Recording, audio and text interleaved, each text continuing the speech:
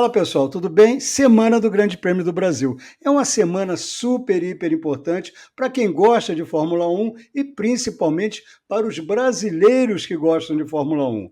Esteja onde estiver. É o caso do nosso querido Eduardo Malhano, que vocês já se acostumaram a ver aqui, engenheiro de dinâmica veicular da Alpine, que estava aí fazendo outros cursos, não estava com tempo disponível, mas Grande Prêmio de São Paulo, Grande Prêmio do Brasil, é uma exceção. Não é mesmo, Mariano? Bem-vindo de volta, amigo. Tudo bem por aí? Fala, Lito, beleza? Tudo certo por aqui? Bom estar de volta agora com. Trouxe até essa camisa especial aqui para poder fazer uma cola aqui enquanto a gente estiver falando sobre Interlagos. Mas é muito bom estar de volta e principalmente numa ocasião especial, né? Que é o GP do Brasil. Legal, legal, linda camiseta. Muito trabalho para essa pista, Mariano, muito acerto. O que essa pista exige de vocês, engenheiros, ou melhor, o que vocês priorizam nos carros para Interlagos? Ela é uma pista que tem umas condições bem médias, né?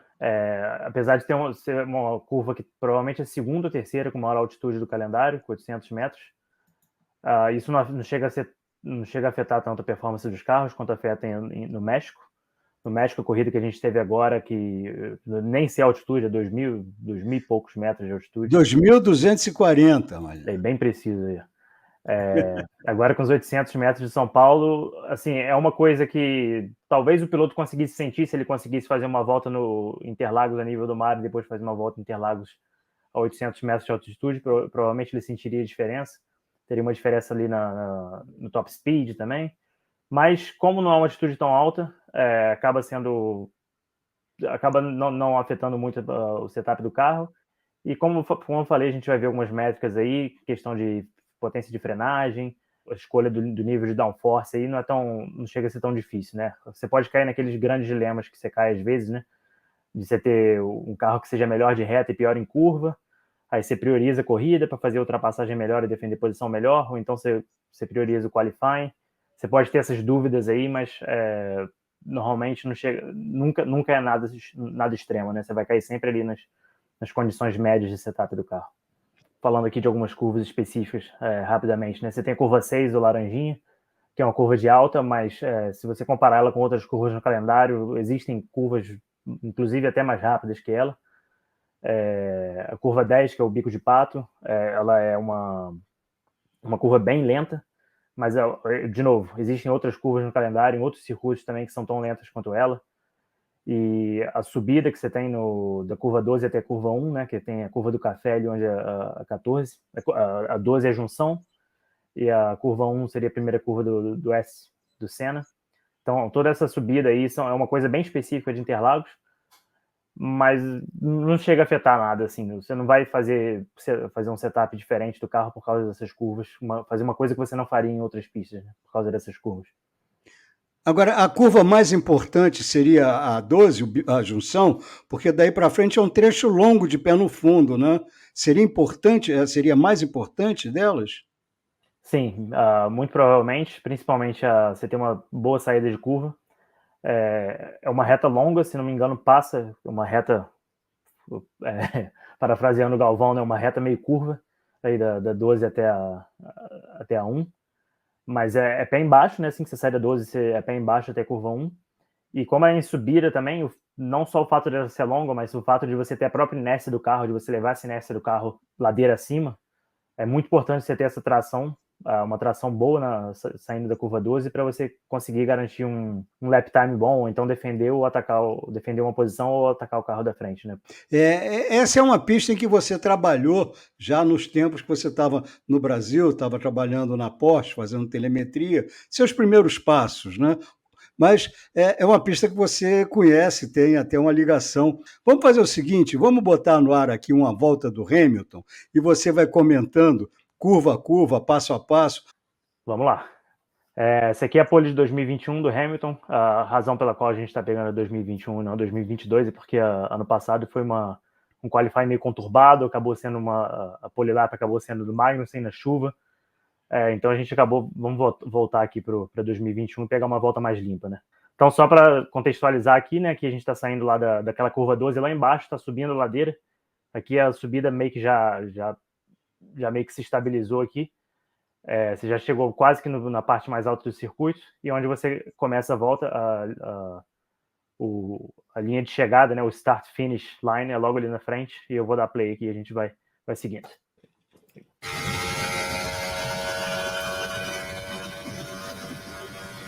Estou aqui chegando no final da reta. Aqui é a curva 1, primeira perna do S do Senna, provavelmente a curva mais famosa de Interlagos. Então vou voltar aqui só para a gente ver mais ou menos onde que é o ponto de frenagem aqui. Vou pegar pelo giro do motor. Então a gente pode ver que do lado direito você tem a placa de 100, logo depois a placa de 50 aqui em cima, e você tem a zona de frenagem logo depois da placa de 50. E você faz essa tangência aqui bem por dentro. Se você comparar o carro de Fórmula 1 com outros carros, você vê que o carro de Fórmula 1 ele freia muito depois. Então se você pegar os estoques, pegar os Porsches e todos os outros carros que correm Interlagos, eles provavelmente vão estar freando lá na plaquinha dos 100, ou talvez até antes. Enquanto o Fórmula 1 ele consegue até ultrapassar ali a marca dos 50, né, numa volta de qualifying, e ainda assim fazer essa tangência bem por dentro aqui da curva 1, né? E a razão por qual você faz essa tangência e mantém o traçado mais próximo possível aqui do lado esquerdo da pista é que você tem que, quando você faz a segunda tangência aqui do S do Senna, aqui você já está praticamente pé embaixo, e você vai fazer a curva do Sol aqui, a curva 3, já pé embaixo também. Então você quer se preparar ao máximo para a saída daqui para a saída da curva, para a saída do S do Senna, que acontece aqui já na tangência aqui da segunda perna do S. E é o que o Hamilton vai fazer agora. Então você vê que ele já está pé embaixo, daqui para frente é pé embaixo também. Até aqui a gente entra na reta oposta, a primeira zona de DRS, a gente acabou de entrar nela. Aqui a gente está se aproximando da curva do lago. Então, vou voltar aqui um pouco agora para a gente ver como é que foi aqui o ponto de frenagem dela.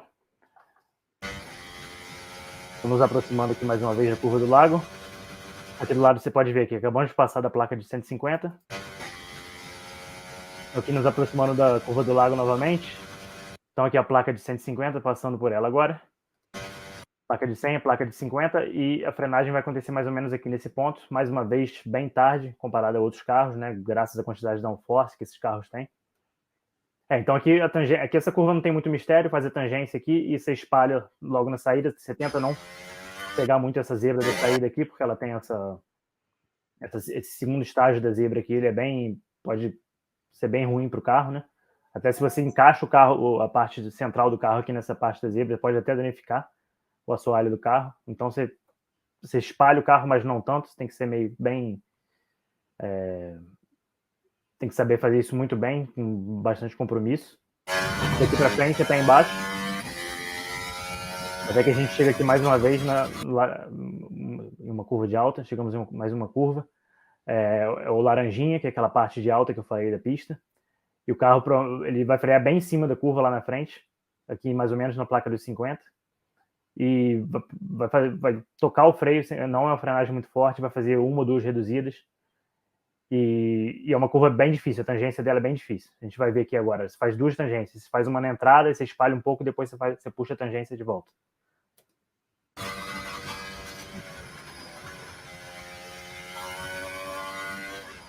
E aqui a gente freia para a primeira parte do S de baixa. Também não tem muito mistério, mas é uma frenagem bem difícil, porque você vem de uma curva, você tem que muito rapidamente colocar o carro numa reta, frear, e já fazer essa frenagem entrando na primeira perna do S de baixo. Se você espalhar muito no laranjinha, você vem parar aqui em cima dessa zebra, e frear em cima dela pode não ser muito, muito fácil.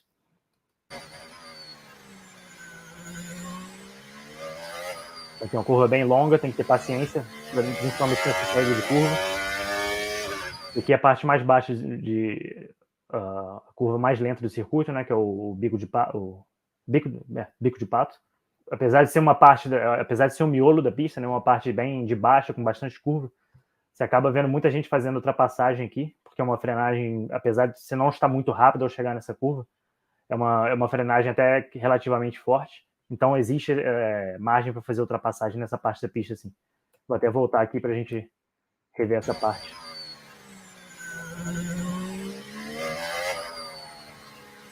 Essa saída é bem importante se você quer fazer ultrapassagem. Você consegue jogar o carro por dentro aqui, se possível. E aqui na saída do bico de pato, você já pode espalhar bastante com o carro de Fórmula 1, porque o mergulho que a gente vai ver aqui agora, ele é pé embaixo também. Muito mistério. E aqui nós chegamos na junção, que é a curva mais importante do circuito. Antigamente eu lembro que tinha umas placas aqui, agora eu não estou vendo as placas mais. Então provavelmente o piloto vai acabar tendo que, se for o mesmo caso esse ano, ele provavelmente vai ter que olhar para esse Rolex aqui do lado e tentar achar qual é o ponto de frenagem que ele vai tomar aqui, né? E como eu falei, a curva mais importante do circuito, a gente vai ver que tem uma grande ladeira após ela, e uma longa reta até a linha de chegada. Então, você ter uma velocidade média em torno dela é importante, e a saída também é muito importante.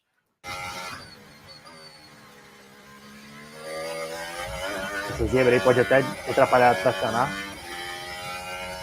Então, você tem que saber pegar, achar bem um bom compromisso de quantos de zebra você pega. E daí é até a linha de chegada. E é uma das voltas mais rápidas do calendário. O engenheiro do Lewis falando com ele. É a volta mais rápida, a segunda volta mais rápida do calendário, se não me engano, perdendo apenas para a Áustria. E como é um circuito curto, né, comparado com os outros da Fórmula 1, mas isso acaba te proporcionando mais voltas, e com mais voltas, numa pista que é fácil de ultrapassar, que é Interlagos, você acaba tendo sempre uma boa corrida. Então, essa aí é uma volta de Interlagos. Sensacional, muito, muito bom. Agora, uma coisa que a gente tem falado muito, principalmente nas últimas corridas, é o arrasto, que o arrasto é meio inerente, né, à pressão aerodinâmica. Quer dizer, a boa aerodinâmica é aquela que você tem muita força vertical, muito downforce, e consegue minimizar o arrasto, que é a resistência do ar ao deslocamento do carro, né? Logicamente, você tem carros como tipo Red Bull, que tem ótima downforce e pouco arrasto. Mas você tem carros, até como a própria Mercedes, que é um carro que tem boa downforce, mas fica muito preso nas retas, porque tem esse arrasto. Lá no México, com 2.240 metros, você não tinha nem downforce nem arrasto. É como se fosse uma corrida de Fórmula 4. A aerodinâmica não conta porque os carros não acusam a presença nem do ar, né, para puxá-lo para baixo ou para trás. Interlagos, com 800 metros, isso de alguma forma chega a amenizar esse arrasto, ou 800 metros não é suficiente para isso? Quem tem arrasto vai pagar um preço, principalmente nesse pedaço aí de aceleração longa da junção até a curva 1. Não, quem tem arrasto vai pagar um preço aqui, com certeza. Se você comparar o México com o Brasil, né, apesar de se você pensar assim, o Brasil está 1/3 da altitude do México, o Interlagos está 1/3 da altitude do México, então será que já chega a ter um impacto de 1/3, né? Mas não é bem, essa conta não é tão linear assim.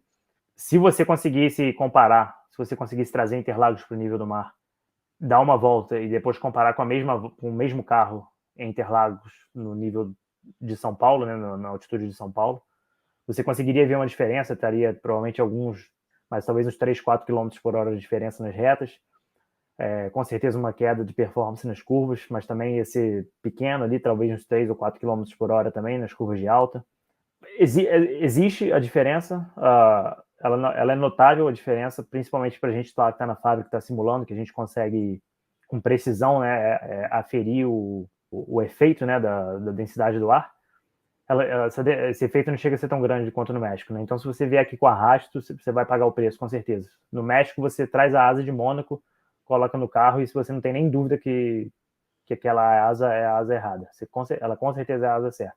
Mas aqui você não tem você não chega nesse nível nesse extremo de rarefeito, né, que você tem no México. Agora, uma equipe que chamou a atenção pelo seu desempenho ótimo, mas acima do padrão do ano, que é a Ferrari. Ela andou super bem no México. Agora, no México, você, como você já falou, com a rarefeito, você não tem arrasto, permite que a velocidade final seja ainda maior, e ela levou uma vantagem grande também naquela fase final do Circuito do México, que é a Travadinho, e ela tem mecanicamente bom desempenho nessas partes de baixa. Agora, Interlagos, a gente olhando para o mapa, a gente vê que tem aquele trecho de reta, está aqui o mapa, que vai da junção para frente, essa linha amarelinha aqui, da 12 para frente, até a curva 1, onde tem o speed trap, depois você tem mais um trecho de alta velocidade, mas aí você cai nessa fase final em curvas de baixa velocidade, que são poucas. Você tem a primeira do S de baixa, a segunda do S de baixa e o bico de pato. Quer dizer, a Ferrari provavelmente não vai conseguir repetir aqui, ou repetir em Interlagos, a pole position que obteve até com certa folga, porque ela não fez só a pole position, ela dominou a primeira fila no México, né? Uhum. Tem algumas diferenças entre essas partes, não simplesmente apesar de ser uma parte também de baixa velocidade, esse miolo de Interlagos, mas no México, aquela parte ali, você tem muita zebra, e a maneira como você pega as zebras ali, o quanto que o carro aceita pegar essas zebras, pode ser um fator importante também. Mais uma vez, agora a gente vai estar numa situação que a gente não necessariamente vai estar usando a asa mais poderosa, né? A gente vai ter algum lugar ali, num middle ground ali, entre um setup de Mônaco e um setup de Monza. Então pode ser que o carro deles não funcione tão bem quanto funcionou no México. Os pneus, se não me engano, são diferentes também. São.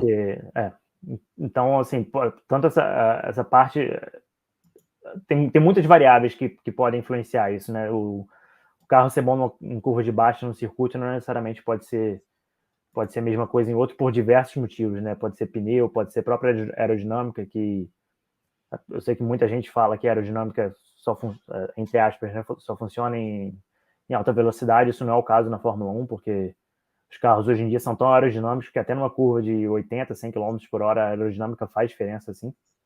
Então tem vários fatores aí que podem fazer a Ferrari não se destacar, ou então até se destacar mais ainda, né?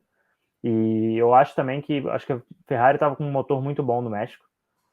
Isso é uma outra característica da alta altitude, né? Que como você tem o ar rarefeito, ele não simplesmente você perde downforce, você perde arraste, mas também você perde refrigeração de freio e você perde refrigeração do motor, né? E ainda assim o turbo trabalha comprimindo o ar, né, para dentro do motor. Mas toda essa parte de motor, ela também é muito afetada pelo ar rarefeito. Mas toda essa parte de motor e refrigeração também é muito afetada, e você conseguir achar um compromisso bom você ter um motor que consiga operar nessas condições e freios que conseguem operar nessas condições também é muito importante. E pode ser que eles tenham também conseguido alguma coisa nesse sentido, né, que tenha feito eles se destacarem mais. Então é uma variedade de coisas aí que podem tá de fato influenciando a performance da Ferrari no México. Então é um grande salto de uma pista para outra. Pode ser que você veja de tudo agora, assim, para quem assistiu a corrida no México, pode ser que chegue agora e veja algo completamente diferente. Um exemplo disso, para mim, Mariano, é altura em relação ao solo. Quer dizer, lá no México, você trabalhou muito baixo porque não tem pressão aerodinâmica. Quer dizer, por exemplo, a Mercedes, que trabalhou bem baixo, ela normalmente, num circuito que tem pressão aerodinâmica, quando ela trabalha tão baixo, volta ao tal do porpoising. Uhum. O carro, então, ela é um carro que deve trabalhar mais alto aqui no Brasil, portanto, não deve ter comparativamente o mesmo desempenho que teve lá. Sim, sim. O México é sempre o lugar onde, quer dizer, provavelmente existem exceções, mas até onde eu sei, o México é sempre onde os carros andam mais baixo. Então, por exemplo, só para a gente ilustrar por quê aqui, né? Vamos dizer que você coloca uma suspensão com uma certa característica no Brasil, e conforme você vai andando na reta, o carro vai baixando, né? Ele vai ganhando pressão aerodinâmica, ele vai andando na reta, a frente vai baixando um pouco, a traseira baixando mais, porque a traseira tem menos rigidez, né? Até você chegar no final da reta. Então, quando você freia, o carro recupera aquela altura que ele tinha, a velocidades mais baixas, né? O México também acontece isso, só que como o ar é mais rarefeito no México, o carro abaixa menos. E como esses carros eles precisam andar perto do chão e o carro abaixa menos ao longo da reta, né? Você consegue falar, ok, beleza, então eu vou fazer meu setup aqui já com o carro mais baixo, porque eu já consigo explorar minha aerodinâmica melhor ao longo da volta, e conforme o carro vai baixando ao longo da reta, eu não raspo o assoalho no chão, ou raspo menos, né, do que eu rasparia com essa mesma altura em outro lugar. Então, sim, agora todo mundo com certeza vai ser obrigado a levantar o carro. Isso aí, dependendo do quanto você tem que levantar o carro, você pode, vamos dizer que se seu carro tem uma sensibilidade à altura muito grande, você vai perder muito downforce, né? Enquanto um carro que tem uma característica mais uniforme para alturas diferentes, ele não vai sentir tanto essa diferença. Quando você trabalhou no acerto do carro, você considerou com certeza esse dado que nós temos aí na tela, né? Que é o percentual de tempo de uma volta que se tem o DRS aberto, né? Interlagos tem 2 zonas de DRS, tem 21, 22% de tempo de uso de DRS, né? É uma pista com boas possibilidades de ultrapassagem, não só por DRS, né? Vocês privilegiaram mais a corrida, mais a prova de classificação, lembrando que é um fim de semana de um acerto para 2 qualifies e 2 corridas, né?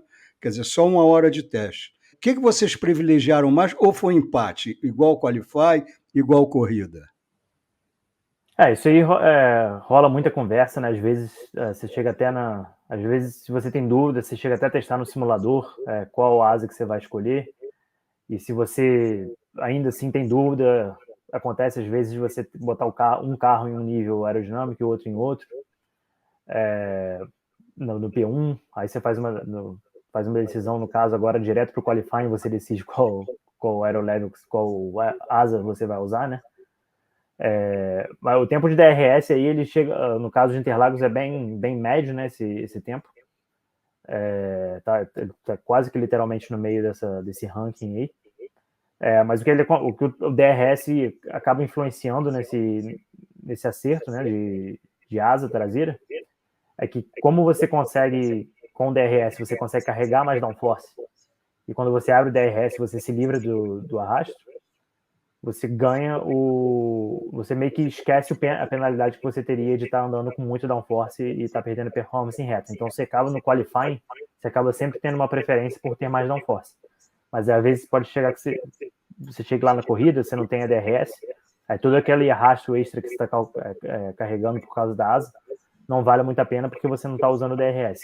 Pode ser até que você esteja, dependendo da sua situação ali de disputa por posição e tal, né? Mas o grande dilema é sempre esse, né? Uma das causas de diferença entre os setups de qualifying e corrida. Mas, ao mesmo tempo, Interlagos, dos circuitos usados atualmente, é o que tem maior possibilidade de ultrapassagem, né? Sim. E o que eu acho que acontece em Interlagos, eu acho que tanto a curva 1, a oeste do Senna, quanto a curva do Lago, né, curva 4, elas são curvas que são muito boas para você fazer ultrapassagem. A curva 1, principalmente, ela permite que você faça vários traçados diferentes nela, né? Óbvio que existe um traçado ótimo, mas você consegue se desviar desse traçado para fazer uma ultrapassagem sem perder muito tempo. Então, eu acho que essa é uma grande diferença uma das grandes um dos grandes atrativos de Interlagos, né, que faz Interlagos ser uma grande corrida, sempre. Essa flexibilidade que você tem nos traçados e te dá a oportunidade de fazer ultrapassagem. Como é que você vê o quadro competitivo nesse fim de semana? Você acredita em mais um domínio da Red Bull? Quem você acredita que vai estar disputando ali as vagas subsequentes, as posições subsequentes? Bom, com certeza a Red Bull no topo. E em seguida eu acho que vai ficar algo entre McLaren e Mercedes. Talvez a Ferrari um pouco mais atrás, que é o que a gente tem visto ultimamente, né? Acho que a McLaren está muito boa, muito forte agora. Então eu acho que eles vão continuar numa situação parecida. Principalmente depois do Qatar, da corrida do Qatar, que também foi um sprint. E eles chegaram já com um carro muito bom. Logo de cara eles tiveram um ótimo desempenho. Então eu acho que vai ser provavelmente uma Red Bull dominante, tão seguida ali por uma McLaren, talvez um pouco ali fazendo meio que uma média entre Mercedes e Red Bull, e talvez a Mercedes e a Ferrari ali talvez disputando ali, talvez um piloto um pouco mais na frente, outro mais atrás, tipo, normalmente você sempre tem uma divergência entre os pilotos, né? Tem sempre final de semana que o Hamilton está mais rápido, o Russell está mais lento, e vice-versa às vezes, e mesma coisa na Ferrari. Então acho que provavelmente vai ter uma mistura boa ali, como sempre tem, né? No pessoal que vem atrás do Verstappen, né? Bom, e tem também o desafio de ser um fim de semana de sprint race, o que significa 1 hora de treino livre, daí para frente o acerto está congelado, não se mexe mais no carro. Existe a possibilidade, deve ser muito restrita, se é que existe, de alguma equipe bater o carro no chão, quer dizer, tirar o carro do caminhão, o carro não está bom. 1 hora dá para recuperar? Assim, acho que normalmente as equipes já chegam muito bem preparadas já. Até principalmente essa altura não só do campeonato, mas a essa altura do regulamento, né? Que é um regulamento que já está aí há 2 anos já. As equipes já sabem mais ou menos onde elas vão chegar.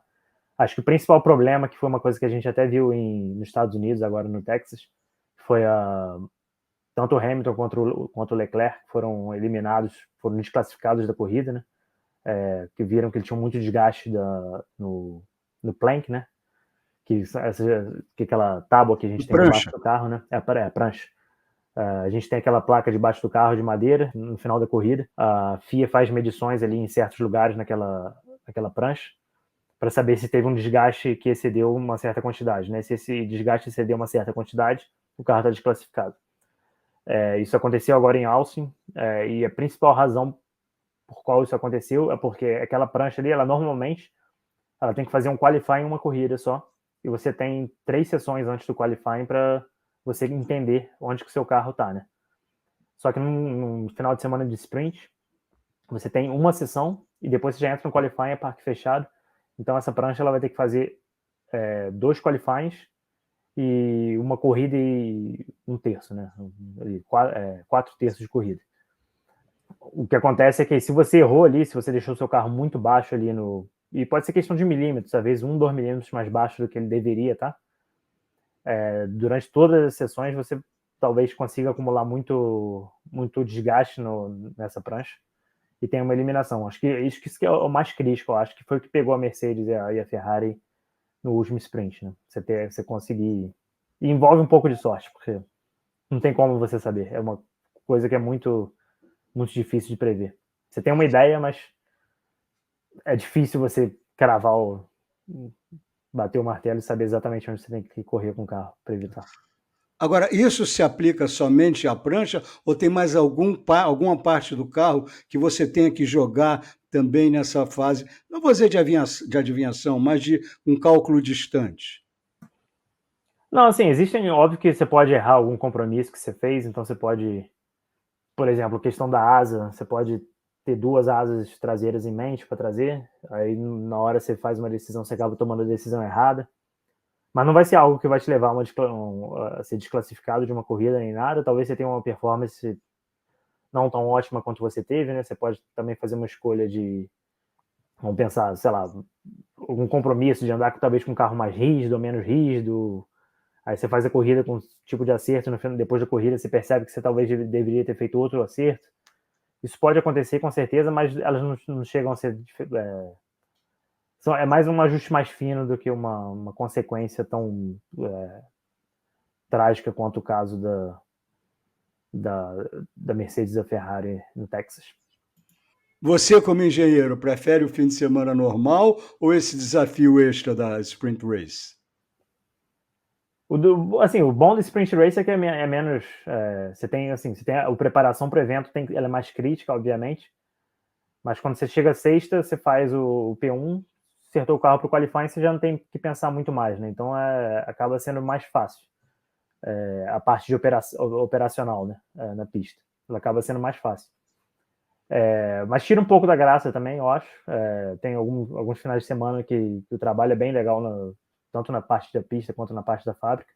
Você está lá, por exemplo, agora eu trabalhei no México também, então estava lá tanto na sexta quanto no sábado, auxiliando o pessoal da pista lá com o acerto do carro e tudo. E isso, às vezes, quando você não está fazendo isso, perde um pouco a graça, assim. Então, meio que um balanço aí, né? Então, existe o lado bom e o lado ruim dos dois. E esse fim de semana você trabalha? Esse não. Eu iria, mas eu não vou poder. Aí eu vou acabar fazendo Las Vegas daqui a 2 semanas. Não vou estar em Las Vegas, mas vou estar aqui na Inglaterra, trabalhando direto para lá. Tá bom, Mariano. Muito obrigado aí pela sua participação, por todo esse ensinamento que você traz para a gente. Bem-vindo de volta e apareça sempre. Quando quiser, você sabe como faz, tá bom? Brigadíssimo. A gente se vê por aqui. Valeu, Lito. Muito obrigado. Um abraço.